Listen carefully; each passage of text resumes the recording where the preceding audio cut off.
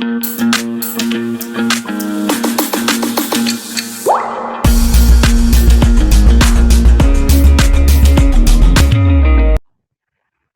Morning everyone, welcome to career defence school.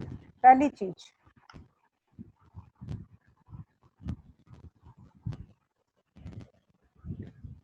मैंने एक बार थोड़ा सा आपको पेपर का मैं व्यू दे दूं दोबारा से।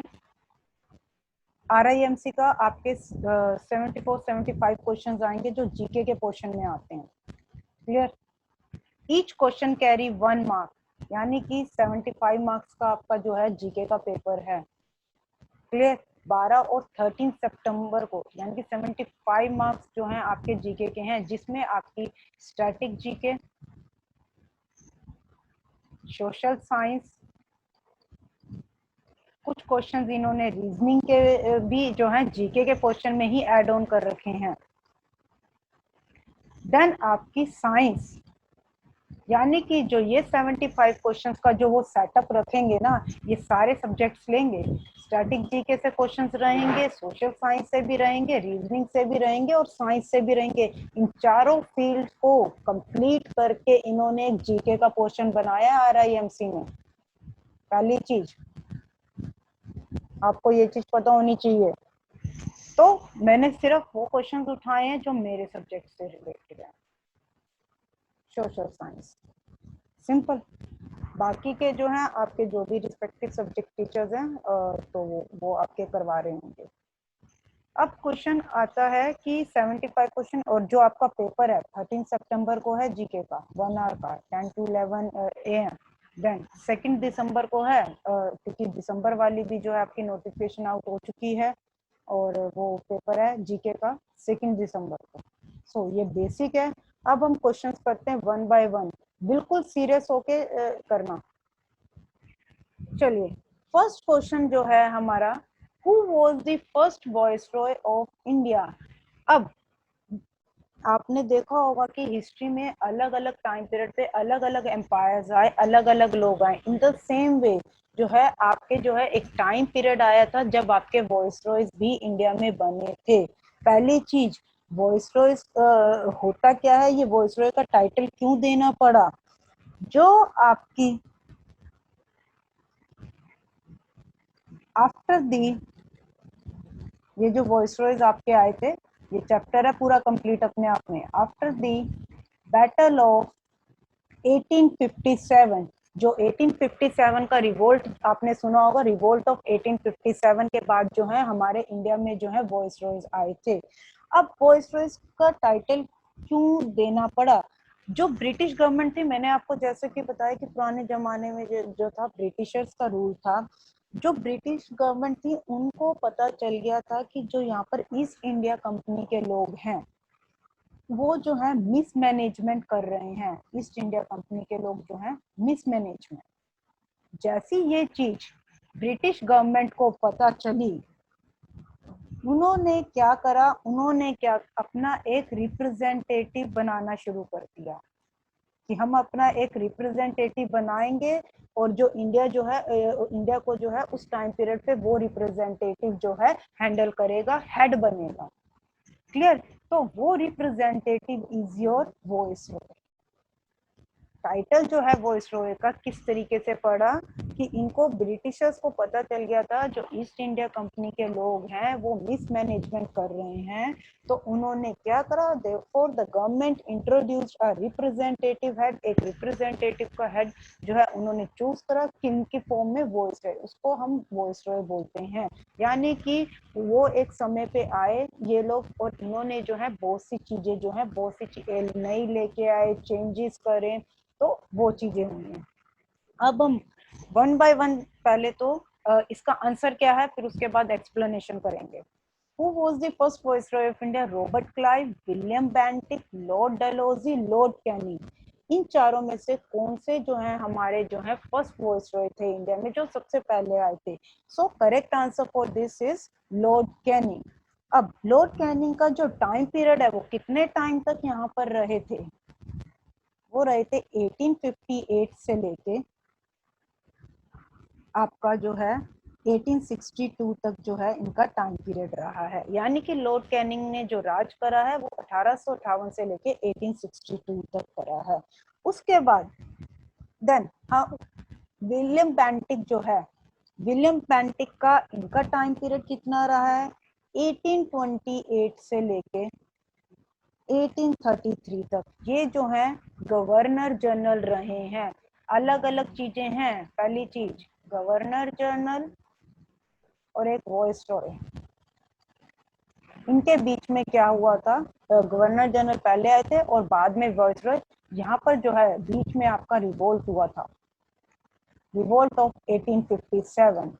अगेन कंप्लीट चैप्टर है ये अपने आप में, ये करवाऊंगी मैं। अब जो है आपके जो वॉइस रॉयज बने थे इस रिवोल्ट के बाद जो है वॉइस रॉयज बने थे। इससे पहले क्या बने थे? Governor general. गवर्नर जनरल क्या होते हैं? ये जो थे आपके जो गवर्नर जनरल थे, ये एक तरह से एक रिप्रेजेंटेटिव थे। किसके? दे वर रिप्रेजेंटेटिव ऑफ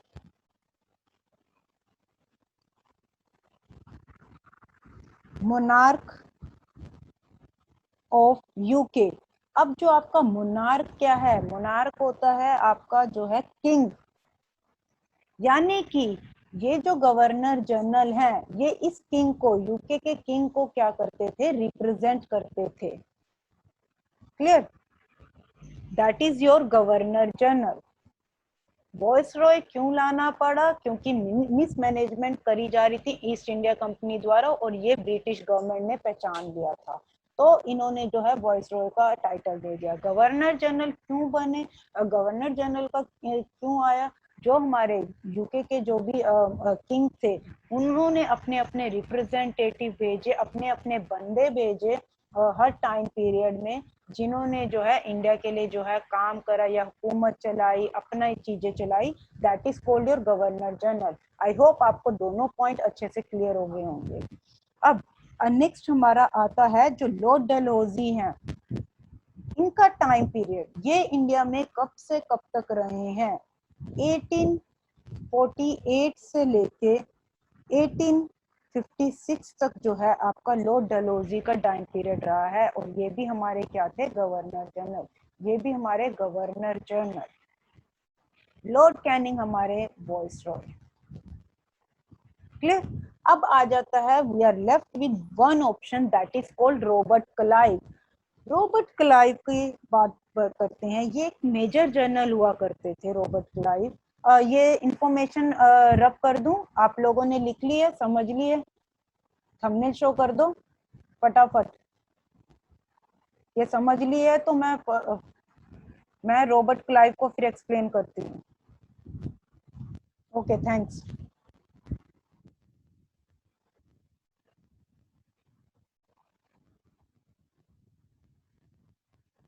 चलिए अब बात करते हैं। रॉबर्ट क्लाइव हमारा ऑप्शन रह गया, आंसर जो है इसका लॉर्ड कैनिंग है। रॉबर्ट क्लाइव जो है हमारे, ये एक मेजर जनरल थे।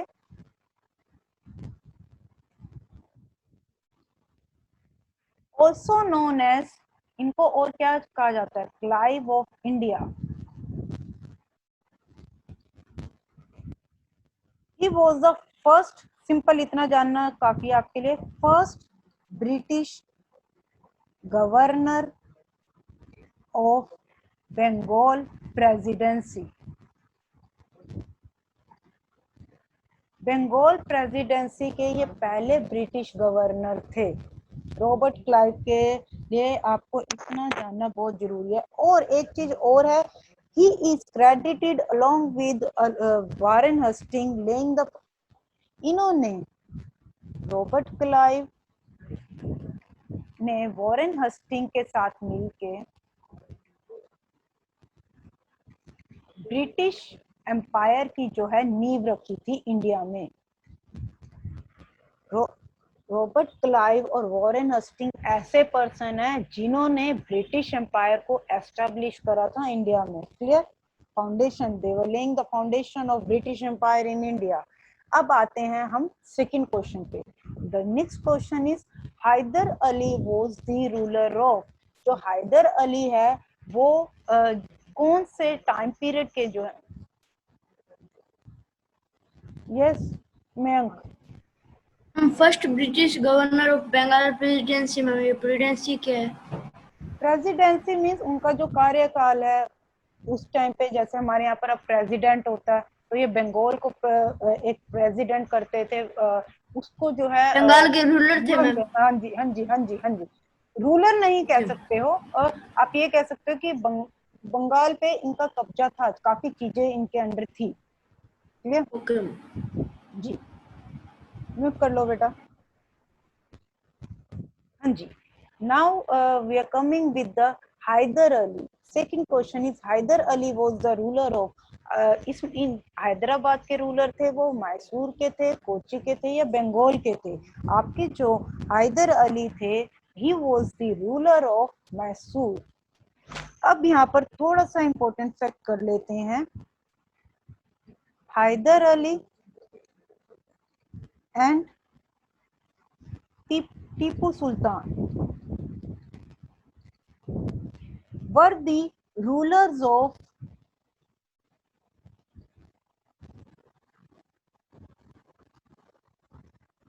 Mysore, clear, during medieval India.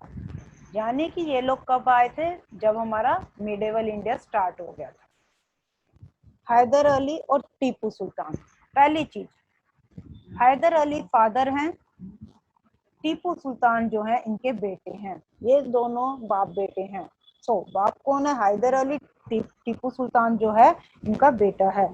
Haider Ali का जो टाइम पीरियड रहा है इंडिया में, दैट इज बिटवीन 1720 से लेके 82 तक के बीच में ये रहे हैं, 1782।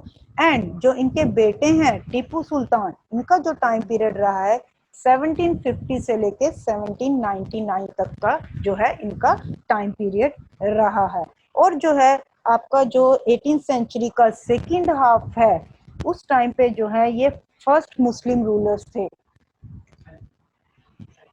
During second half of 18th century, इसके जो हैं फर्स्ट मुस्लिम रूलर कौन थे? हैदर अली।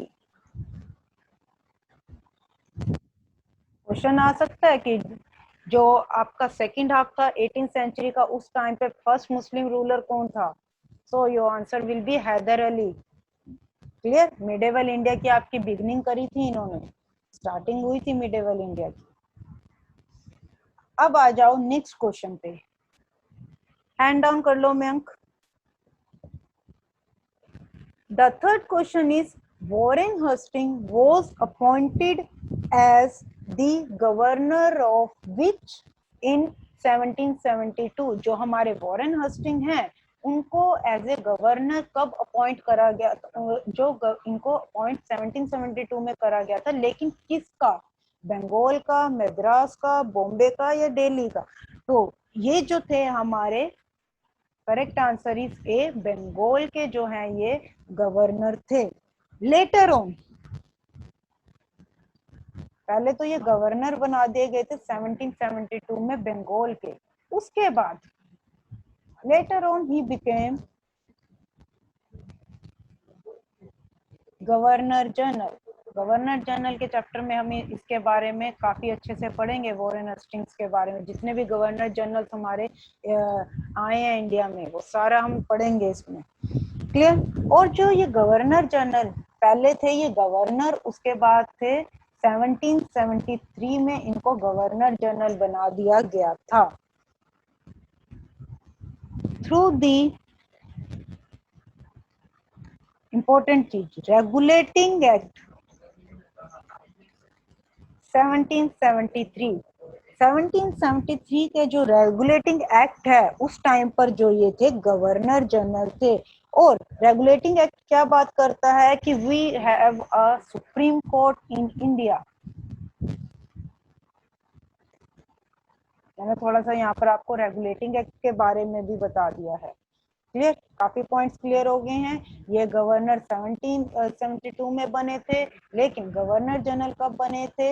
ये 1773 में बने थे। द नेक्स्ट पॉइंट इज, ये कौन से एक्ट के तहत बने थे? थ्रू द रेगुलेटिंग एक्ट 1773 में।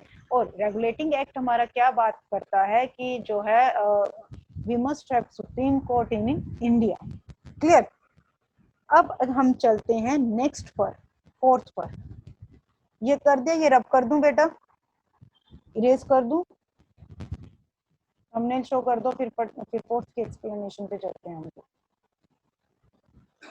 अब आता है Diu was the colony of, किन किन, जो दीव थी वो किन की कॉलोनी थी?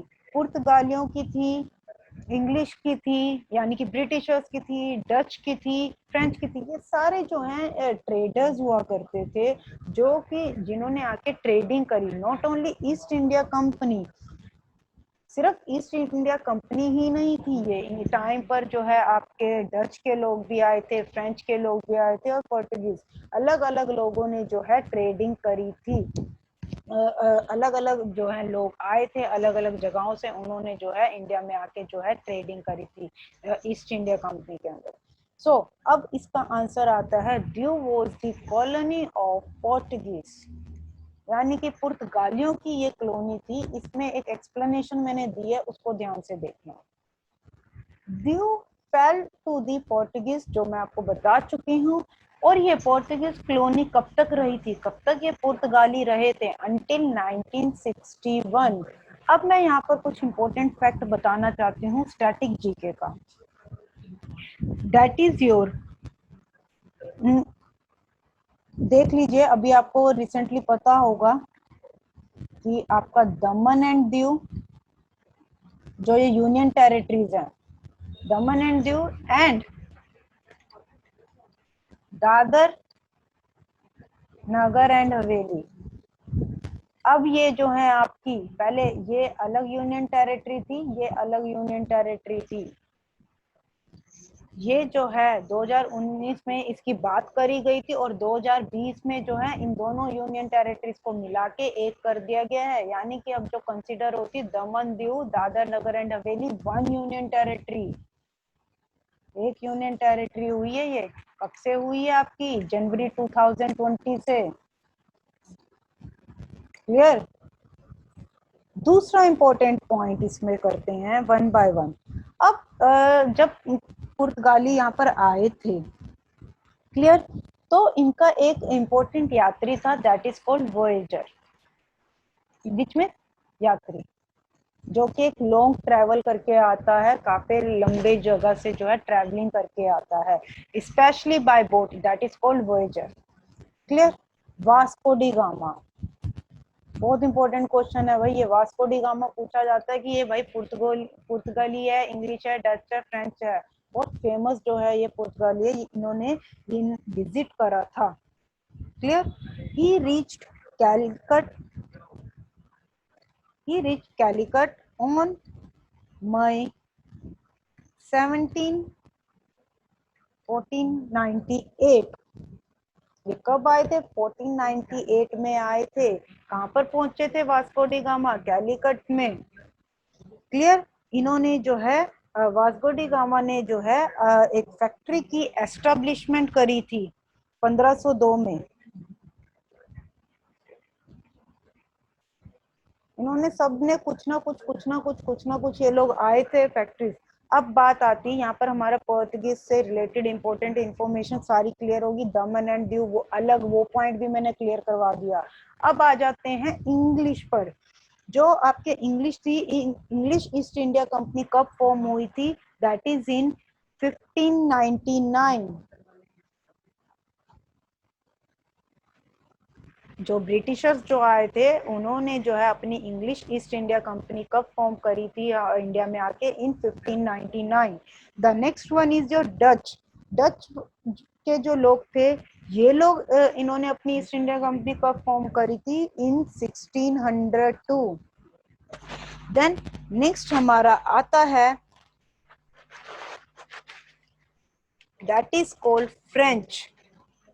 और जो आपका फ्रेंच जो है ये आपकी 1664 में जो है ये लोग आके सेटल हुए थे। फिर इन्होंने फैक्ट्रीज लगाई, इन्होंने अपना ट्रेडिंग जो है एक्सपेंड करा, अपना बिजनेस जो है इन्होंने एक्सपेंड करा। इनका काम ही ट्रेडिंग का था सबका। क्लियर? आई होप ये क्लियर हुआ होगा। अब चलते हैं नेक्स्ट क्वेश्चन पे। नेक्स्ट इज हु एस्टेब्लिश्ड प्रार्थना समाज।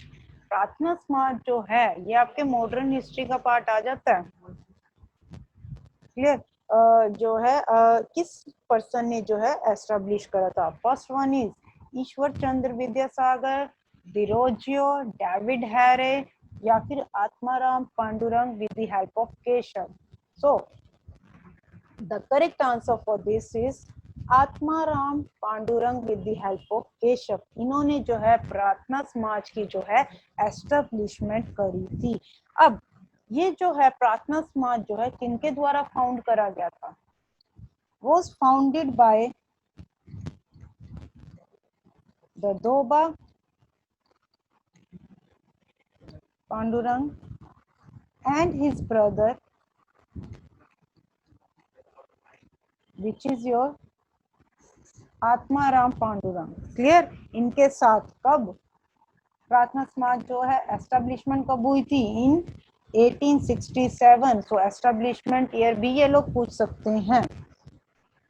जब केशव जो है महाराष्ट्र में विजिट करे थे, यानी कि ये महाराष्ट्र आए थे, तो उन्होंने इनके साथ मिलके जो है एक एम बनाया था कि हम जो है लोगों को कहेंगे कि आप जो है बिलीव इन वन गॉड। इनका मोटिव क्या था प्रार्थना समाज को? प्रार्थना मीन्स प्रेयर, समाज मीन्स एक आपकी कम्युनिटी, जैसे समाज में हम लोग रहते हैं, सो दैट इज कॉल्ड समाज। क्लियर? तो इनका एम क्या था इन लोगों का? प्रार्थना समाज को फाउंड करने का, इसको बनाने का एम था कि भैया हम सब जो है we must believe in one God and worship only one. एक की ही पूजा करनी चाहिए। This was the aim of Prarthana Samaj. Clear? Next आ जाता है ईश्वर चंद्र विद्यासागर। जो आपके ईश्वर चंद्र विद्यासागर हैं, ये जो है इन्होंने जो है विडो रीमैरिज स्टार्ट करी थी। क्वेश्चन आ सकता है who started window remarriage among Hindus, यानी कि जिनके भी हस्बैंड्स की डेथ हो जाती थी, तो ईश्वर चंद्र ने उन लेडीज का भला करने की सोची। उन्होंने सोचा कि जितनी भी विडोज हैं, जितनी भी विधवा हैं, उनकी जो है दोबारा से रीमैरिज करवाई जाए। So who has started this? Ishwar Chandra Vidyasagar. दूसरी चीज, विद्यासागर जो है इनको टाइटल दिया गया which means ocean of knowledge. Ocean of knowledge जो है किनको टाइटल दिया गया था? ईश्वर चंद्र विद्यासागर को। द नेक्स्ट वन इज आपके आ जाते हैं बी ऑप्शन, डिरोजियो। ये रब कर दूं बेटा? क्लियर है? ओके, मैं फिर बाकी के एक्सप्लेनेशन अब करते हैं हम डिरोजियो की बात। पहली बात, इनका जो पूरा नाम था हेनरी लुइस विवियन डिरोजियो। आप देख रहे हो कि खाली उन्होंने डिरोजियो ऑप्शन में दे दिया है, तो आपको पता होना चाहिए कि ये है कौन। अब ये एक इंडियन पोइट थे,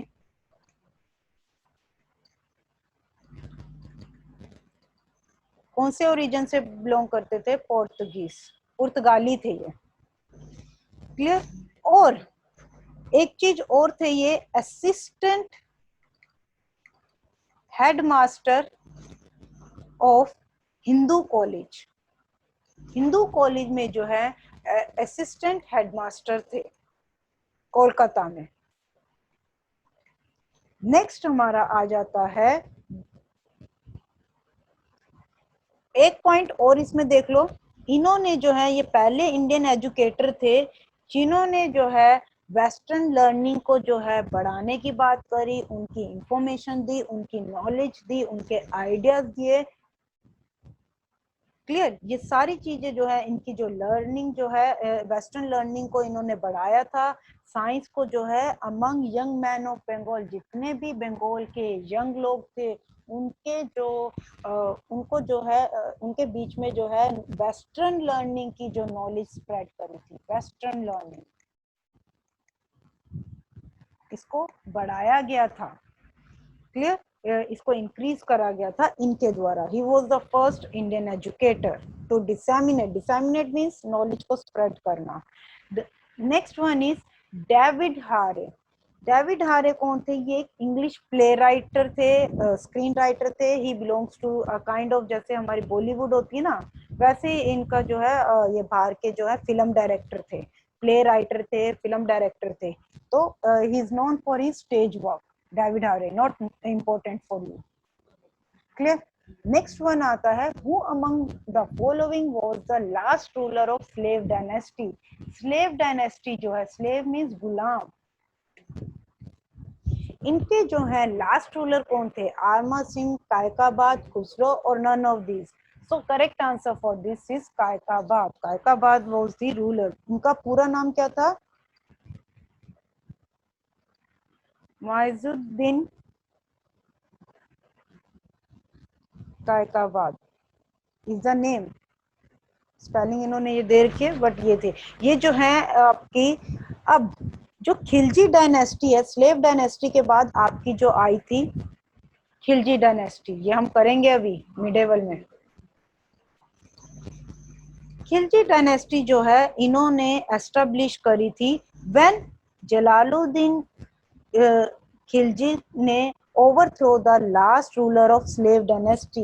उन्होंने जो स्लेव डायनेस्टी के इन लास्ट जो रूलर है कायकाबाद को हराया था, और इन्होंने किसकी एस्टेब्लिशमेंट करी थी? खिलजी डायनेस्टी की एस्टेब्लिशमेंट करी थी। खिलजियों द्वारा एस्टेब्लिशमेंट करी गई थी। किसके द्वारा? Alauddin Khilji. Clear. oh sorry Jalaluddin sorry. And the next one is आरमा सिंह का कोई लेना देना नहीं है। द नेक्स्ट आता है हमारा पॉइंट खुसरो। ये कौन थे? ही was the sultan of Delhi.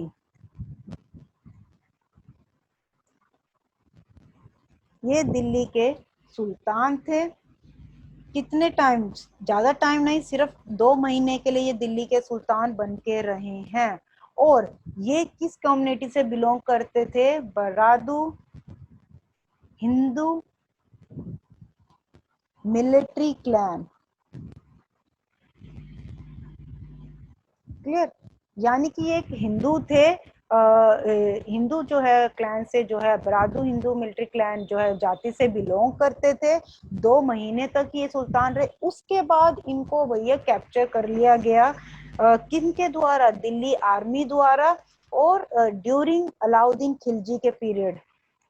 ये हम खिलजी डायनेस्टी में करेंगे, ये सारे खिलजी। अलाउद्दीन खिलजी ने इनका धर्म भी चेंज करवा दिया था, इनको मुस्लिम बना दिया था। Clear. After the conquest of Malwa in 1304, जब इन्होंने मालवा पे विजय हासिल करी अलाउद्दीन खिलजी ने, कंक्वेस्ट मींस विजय, बता चुके हैं ऑलरेडी। 1305 में इनको क्या है? स्लेव बना दिया गया था। Next is Fahien, who came to visit India during Gupta period had the main motive। क्या मेन मोटिव था फाइन का? एस्टेब्लिश, ये आप लोगों को आता होगा, बुद्धिज्म करा दिया है मैंने आप बच्चों को। Establish trade relation between India and China, write a book on the life of India people, study the teachings of Gautam Buddha to spread Buddhism. इनका जो मेन मोटिव था, पहली चीज, फाइन जो थे चाइनीज ट्रेवलर थे, जो कि गुप्ता पीरियड में इन्होंने जो है विजिट करा था फाइन ने। और इनका मोटिव था to study the teachings of Gautam Buddha. Gautam Buddha की जो है इन्होंने जो है टीचिंग्स जो है उनको स्टडी करने के लिए ये जो है इंडिया आए थे। Next one is a vice president is elected by members of electoral college consisting of the members. सीधी सी बात, जो आपके वाइस प्रेसिडेंट हैं उनको कौन चूज करता है, किनको राइट है, कौन से मेंबर्स को राइट दिया गया है जो वाइस प्रेसिडेंट के जो इलेक्शंस हैं उनमें पार्टिसिपेट। वाइस प्रेसिडेंट के पहली चीज इनडायरेक्ट इलेक्शंस होते हैं। इलेक्शन दो तरह के होते हैं, डायरेक्ट और इनडायरेक्ट। डायरेक्ट में जिसमें हम लोग वोट करने जाते हैं above 18 years of as.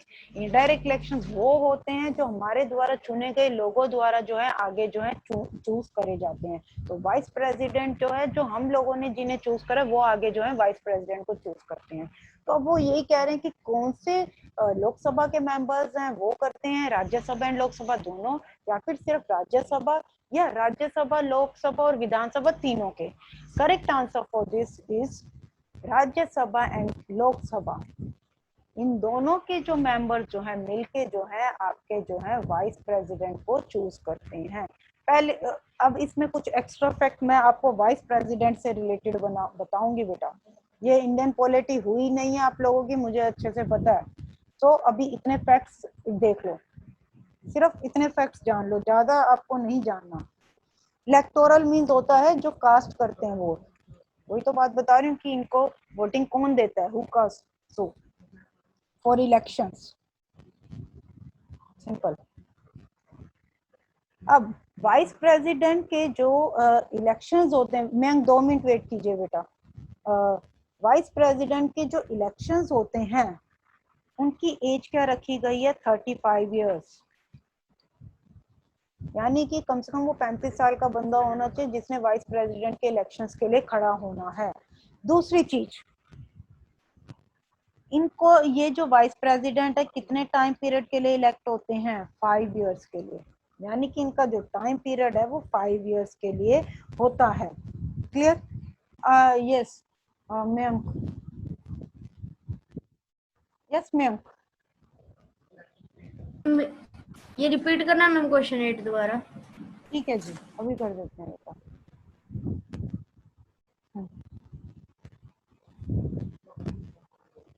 Simple. एक वाइस प्रेसिडेंट को कौन चूज करता है? अ vice president is elected by members of electoral college. Electoral college means जो कि एक बॉडी बनाई गई है जो कि वोट्स डालती है। कास्ट वोट्स मींस वोट देना। और इलेक्शंस कौन से मेंबर्स देते हैं? सिंपल, लोकसभा के मेंबर्स जो हैं वो वाइस प्रेसिडेंट को पार्टिसिपेट करते हैं इनके इलेक्शंस में। राज्यसभा एंड लोकसभा दोनों के ही मेंबर्स, या फिर सिर्फ राज्यसभा के, या फिर राज्यसभा लोकसभा एंड विधानसभा, इन चारों में से कौन से? सो राज्यसभा और लोकसभा दोनों के ही मेंबर्स जो हैं, राज्यसभा और लोकसभा दोनों के जो मेंबर्स हैं आपके वाइस प्रेसिडेंट को चूज करते हैं। इसमें जो आपका जो पार्ट होता है इलेक्टेड और नॉमिनेटेड मेंबर दोनों इंक्लूड होते हैं। राज्यसभा और लोकसभा के जो इलेक्ट होके आए हुए होते हैं, इलेक्टेड मींस जो स्टेट से इलेक्ट होके आते हैं, नॉमिनेटेड मींस जो प्रेसिडेंट के द्वारा नॉमिनेट करा जाता है। तो ये हम लोकसभा राज्यसभा का जब चैप्टर करेंगे तब समझ में आएंगी चीजें। तो इनको दोनों को ही राइट होता है, इलेक्टेड और नॉमिनेटेड दोनों मेंबर्स को राइट होता है इनके इलेक्शंस में पार्टिसिपेट करने का। एज क्या है वाइस प्रेसिडेंट के इलेक्शंस लड़ने की? That is 35 years. इन कितने टाइम पीरियड के लिए जो होते हैं, ये 5 इयर्स के लिए होते हैं। नेक्स्ट आ जाइए। Which event took place immediately before the massacre at Jallianwala Bagh? जो जलियांवाला हत्याकांड तो आप सब बच्चों को पता होगा, बहुत ही फेमस जलियांवाला बाग। वो पूछ रहे हैं इनसे पहले जलियांवाला बाग कांड से पहले कौन सा कांड जो है हुआ था, इससे पहले कौन सा जो है incident took place? Partition of Bengal, Ilbert Bill, Minto Morley reforms, या फिर passage of the Rowlatt Act? So correct answer for this is passage of Rowlatt Act. ये जो हुआ था जलियांवाला बाग, हमें हर किसी को पता है 13 अप्रैल 1919। और जो हमारा रोलेट एक्ट कब हुआ है? दैट इज इन फरवरी 1990। बस यही इनका क्वेश्चन था कि जलियांवाला बाग से पहले कौन सा जो है। तो आपको ये जो सारे इंसिडेंट्स हैं ये भी लर्न करने पड़ेंगे, कौन सा पहले बाद में। आप देख रहे हो कि आपके आ रहे हैं इनसे में क्वेश्चंस की फ्रेमिंग किस लेवल पर हो रही है। पूरा वीडियो देखने के लिए और लेटेस्ट एग्जाम अपडेट्स जानने के लिए डाउनलोड करें कैरियर डिफेंस स्कूल का एंड्रॉयड ऐप।